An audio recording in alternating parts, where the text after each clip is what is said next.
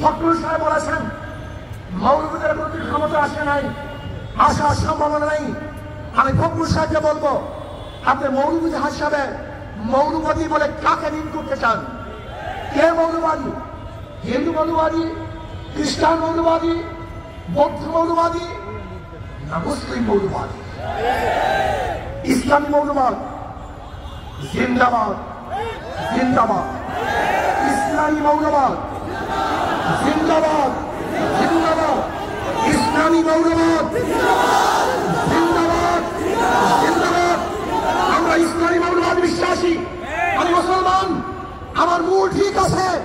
আমি মূলকে বাদ দিয়ে রাজনীতি করতে পারি না। মুসলমানদের দেশে ইসলামী মূল্যবোধকে বাদ দিয়ে, ইসলামী মূল্যবোধকে বাদ দিয়ে কোনদিন রাজনীতি করতে পারে নাই, পারবে না ইনশাআল্লাহ। কাজে আপনি যে স্বপ্ন দেখেছেন মৌলবাদের ক্ষমতা আসবে না, আসে নাই, সম্ভাবনা নাই।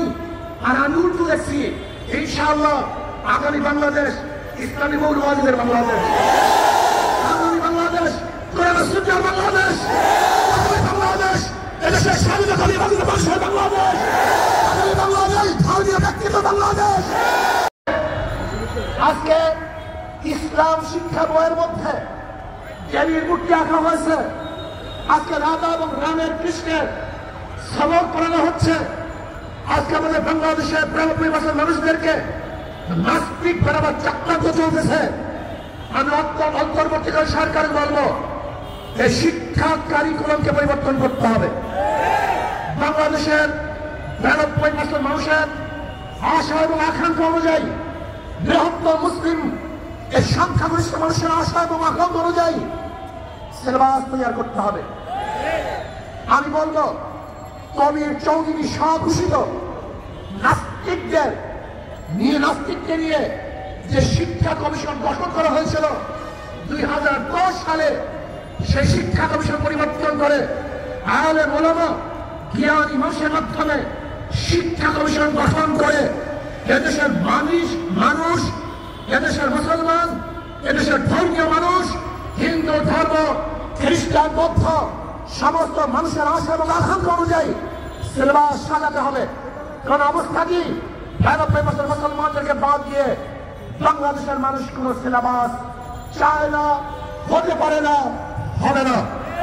যে সিলেবাসের মধ্যে নবী মুহাম্মদ সাল্লাল্লাহু আলাইহি ওয়াসাল্লামের ইতিহাস থাকবে না, যে সিলেবাসের মধ্যে আবু বকরের ইতিহাস থাকবে না, যে সিলেবাসের মধ্যে ওমরের গল্প থাকবে না, যে সিলেবাসের মধ্যে উসমানের কথা থাকবে না, যে সিলেবাসের মধ্যে আলীর গল্প থাকবে না, ওই সিলেবাস বাংলাদেশে চলবে না, চলবে হবে না।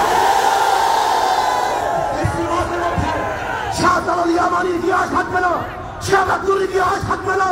যে সিলেবাসের মধ্যে এদের যারা শাসন করেছে, এদের যারা কোন বিশিষ্ট লড়িয়ে দিয়েছে, তাদের ইতিহাস যে সিলেবাসের মধ্যে থাকবে না, বাংলাদেশের বুকে সেই সিলেবাস চলতে দেওয়া হবে না, হবে ইনশাআল্লাহ। ভাই আমার, সতর্ক থাকতে হবে, চোখ কান খোলা রাখতে হবে। আজকে ফখরুল সাহেব বলেছেন মৌলবাদের প্রতি ক্ষমতা আসে নাই, আসার সম্ভাবনা নেই। আমি ফখরুল সাহেবকে বলবো, আপনি মৌলবাদী হিসাবে মৌলবাদী বলে কাকে নিন করতে চান? কে মৌলবাদী? হিন্দু মৌলবাদী, খ্রিস্টান মৌলবাদী, বৌদ্ধ মৌলবাদী না মুসলিম মৌলবাদী? ইসলামী মৌলবাদ জিন্দাবাদ, জিন্দাবাদ। ইসলামী মৌলবাদ জিন্দাবাদ, জিন্দাবাদ। ইসলামী মৌলবাদ জিন্দাবাদ, জিন্দাবাদ। আমরা ইসলামী মৌলবাদ বিশ্বাসী। আমি মুসলমান, আমার মূল ঠিক আছে। আমি মূলকে বাদ দিয়ে রাজনীতি করতে পারি না। ৯২% মুসলমানদের দেশে ইসলামী মূল্যবোধকে বাদ দিয়ে, ইসলামী মূল্যবোধকে বাদ দিয়ে কোনদিন রাজনীতি করতে পারে নাই, পারবে না ইনশাআল্লাহ। কাজে আপনি যে স্বপ্ন দেখেছেন মৌলবাদের ক্ষমতা আসবে না, আসে নাই, সম্ভাবনা নাই। আর আমি উল্টো দেখছি ইনশাআল্লাহ আগামী বাংলাদেশ ইসলামী মৌলবাদীদের বাংলাদেশ, আগামী বাংলাদেশ কোরআন সুন্নাহর বাংলাদেশ, আগামী বাংলাদেশ এদেশের স্বাধীনতাকামী মানুষের বাংলাদেশ। আগামী বাংলাদেশ সাম্য, মানবিক মর্যাদা এবং ন্যায় বিচার প্রতিষ্ঠিত বাংলাদেশ। আগামী বাংলাদেশ হবে বৈষম্যবিরোধী বাংলাদেশ। এখানে ধনী গরিব, শিক্ষিত মূর্খ, মুসলমান, হিন্দু, খ্রিস্টান, যে জেলে, তাঁতি, কামার, মজদুর, যে সমস্ত ব্যক্তি যেখানে যেইভাবে সমস্যায় না কেন প্রত্যেকের অধিকার বাস্তবায়নের বাংলাদেশ। এখানে পুরুষদের অধিকার বাস্তবায়নের বাংলাদেশ। এখানে থাকবে মহিলাদের অধিকার, এখানে থাকবে ছাত্রদের অধিকার, এখানে থাকবে শ্রমিকদের অধিকার, এখানে থাকবে নেতর, কামার, ঋষি এবং তাঁতিদের অধিকার। এই বাংলাদেশ সবাই বাংলাদেশ। এখানে ভেদাভেদ থাকবে না, এখানে থাকবে না শেখ হাসিনার পুত্রকে সেই পদ্মা ব্রিজ দেখতে গিয়ে এরা ঘন্টা রাস্তা জ্যাম করা ইতিহাস বাংলাদেশ দেখতে চায় না। এখানে কোন প্রাইম মিনিস্টারের জন্য, কোন মন্ত্রীদের জন্য, বর্তমান উপদেষ্টা প্রধানের জন্য রাস্তা বন্ধ থাকতে জনগণ কষ্ট করবে, এই বাংলাদেশ আমরা দেখতে চাই না। এরকম বাংলাদেশ আমরা চাই না।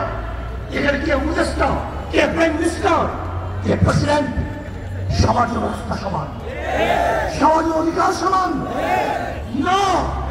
আমরা দেখতে চাই না বাংলাদেশ যেখানে একজন মন্ত্রী যাওয়ার সময় কোন রাস্তা বন্ধ হয়ে যাবে আর গর্ভবতী মহিলারা গাড়ির মধ্যে বাচ্চা প্রসাব করবে। এই বাংলাদেশ আমরা দেখতে চাই না। আমরা দেখতে চাই না বাংলাদেশ যেখানে একজন উপরস্থ কর্মকর্তা আসার কারণে ফেরি বন্ধ থাকবে আর সেই রুগী উপরে ফেরি হবে, ঢুকে দিলে মরবে। এই বাংলাদেশ আমরা দেখতে চাই না। আমরা দেখতে চাই না বাংলাদেশ বড় লোকরা বিদেশে গিয়ে চিকিৎসা নিলে আর আমাদের দেশের গরিবরা ঢুকে ঢুকে চিকিৎসার আমাদের মারা যাবে।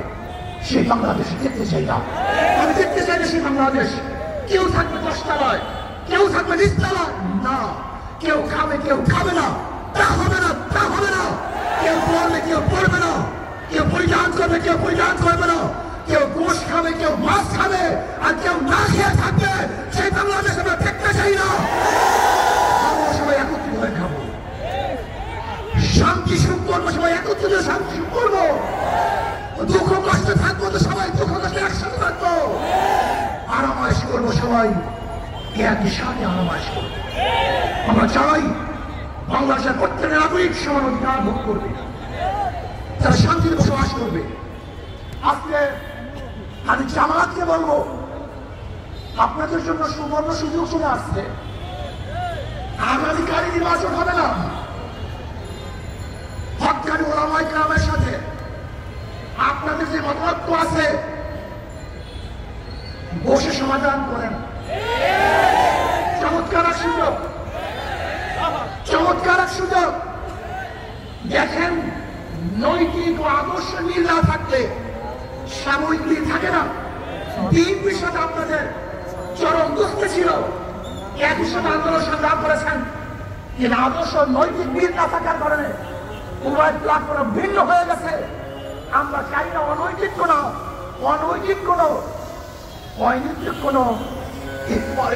মানে লোক দেখানো কোনো ঐক্য আমরা চাই না।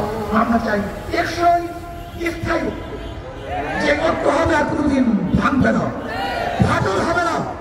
এর জন্য আমি জামাতকে বলবো, যদি আপনি মনে করেন আমাদেরকে কোন রকমের বুঝিয়ে শুনিয়ে বর্তমান নির্বাচনের এই তৈরি বাড়ি দিবেন, এটা আমাদের দ্বারা সম্ভব না। আপনারা আসুন, বসুন, হক্কানি ওলামায়ে কেরামের সাথে যে মতলক্ষ্য আছে সেই মতলক্ষ্যগুলি মিটিয়ে আমরা এমন টেকসই এক ঐক্যবদ্ধ হব যে ঐক্য আমাদেরকে ভাঙতে পারবে না, কেউ চুকতে পারবে না। ইনশাআল্লাহ আগামী রাষ্ট্র হবে ইসলামের রাষ্ট্র। আসুন আমরা সম্মিলিত ভাবে ইসলামকে বাংলাদেশে প্রতিষ্ঠিত করার জন্য চেষ্টা করব।